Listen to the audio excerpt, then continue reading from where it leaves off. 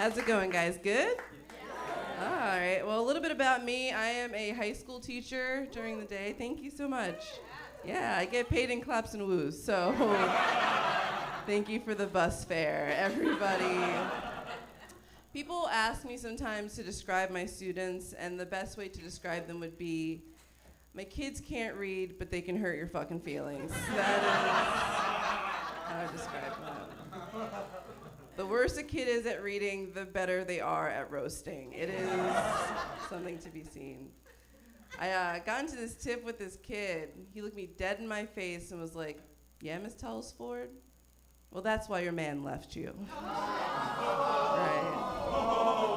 I know. I was like, "So tell your dad to call me back." Like, I don't understand. And then I failed him, obviously. Right? I wanted the parent-teacher conference. I'm gonna see him. I'm gonna see that man. It's very hard being a teacher, though. I don't know if you know this, but we have to pay for our own school supplies, right? Like, the school won't even buy me an eighth, you know? I gotta bum off the kids, like that doesn't feel good at all. But teaching high school, they get into a lot of fights, but now these Gen Z kids, they fight very progressively. I broke up a fight, and this kid was, "Miss Telly, you don't understand. She's being a fucking bitch." And this other kid was like, hey, no. They are being a fucking bitch.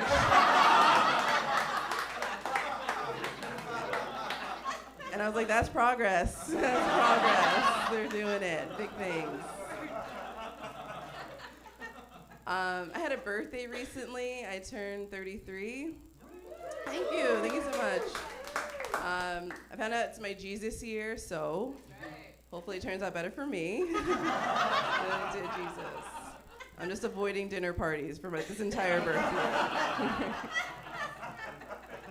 But people tell me sometimes I look good for my age, which is crazy because 33 is not old enough for that statement, right? At all. But they always use this phrase, black don't crack. Like, you look good for your age just because black don't crack. And I'm always like, of course black don't crack.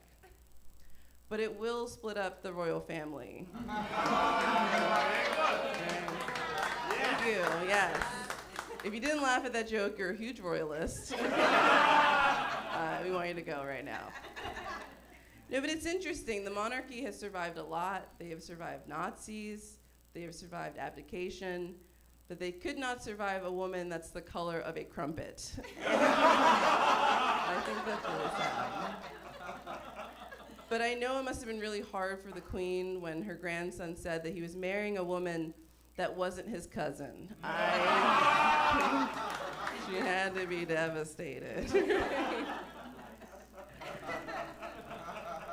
I'm in this weird space in my life where all my friends are on their first husbands.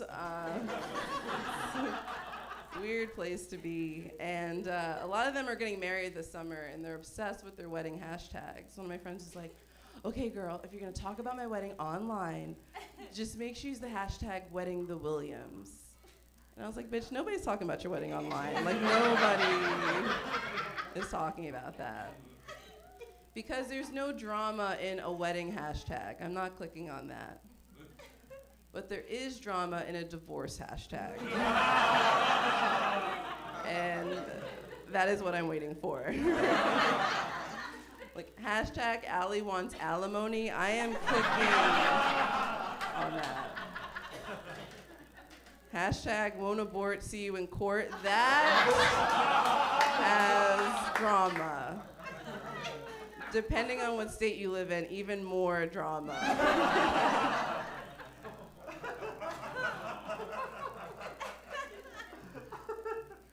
A lot of my friends are also hiring nannies or in that space in their life, and they ask me for help. And I always give the same advice. If you're gonna hire a bilingual nanny, just make sure they speak that other language really well, right? Because you wouldn't want your child to speak Spanish the way that Cardi B speaks English. Like you come home one day and you're like, baby, and he's like, oh, you would be upset. You would be devastated. But I don't like making fun of a fellow Afro-Latina, so next time I tell the joke, it'll be former Mayor de Blasio, obviously. And the word pico de gallo will be butchered on stage. I'm from Flatbush, which is a place in Brooklyn. It's a Caribbean community, and there's a lot of catcalling, right? I was walking down Flatbush Ave, and this Jamaican guy was catcalling this white girl, right? And he was like, "Ayo, sweet bits. Let me talk to you one time, real nice, right?" And the girl was like, "Hey, you're a fucking creep." And I was like, "Listen, he is a fucking creep. But he's also like a pillar of the community. You better respect this man, okay? Respect him." That's so fucked up, right? Have you guys seen Emily in Paris? Yes. Okay, enthusiasm. So Emily in Paris, I discovered, was made by the same person that created Sex and the City. So it's it's sort of like Marvel, except it's like the dumb bitch multiverse.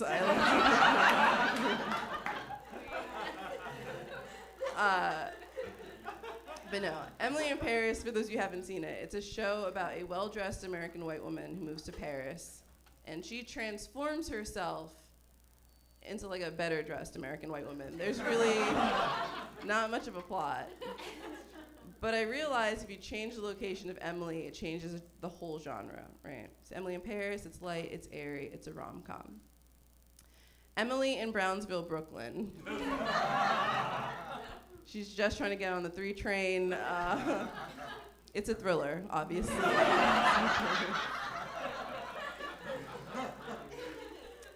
Emily Incarcerated. It's fiction because white women don't go to jail. No. For a white woman to go to jail, she's got to kill a whiter woman. Some of you need examples. So Jennifer Aniston would have to murder Nicole Kidman. Can we agree?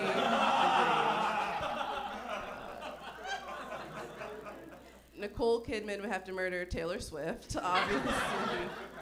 And Taylor Swift would have to kill a French bulldog. I don't make the rules. I'll leave you on this. I like to go to strip clubs a lot with my boyfriend. Thank you for my self-esteem.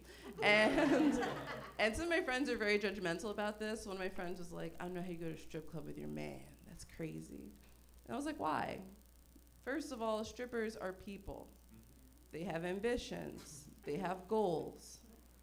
And I would love for some of that to rub off on my boyfriend, just a little bit. I'm Electra Telesford. You guys have been really great. Thank you so much.